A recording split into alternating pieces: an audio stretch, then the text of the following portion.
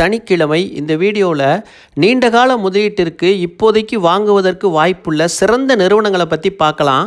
Power grid corporation of India இது ஒரு பொதுத்துறை நிறுவனமாக இருக்கிறாங்க. தேசிய மின் பரிமாற்றம், திட்டமிடல், செயல்படுத்துதல் போன்றவற்றிற்கு பொறுப்பாளராக இருக்காங்க.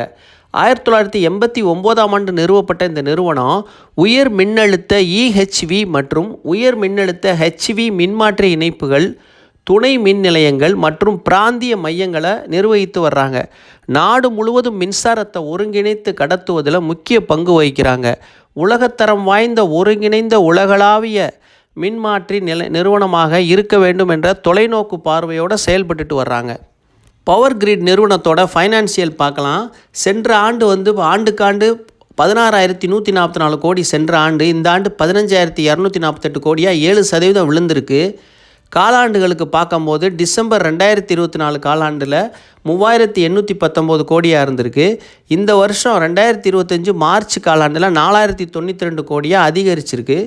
அதுக்கப்புறம் ஜூன் காலாண்டில் 3,417 கோடியாக குறைஞ்சி 20% விழுந்திருக்கு. போன காலாண்டுக்கு இந்த காலாண்டுக்கு 20% விழுந்திருக்கு.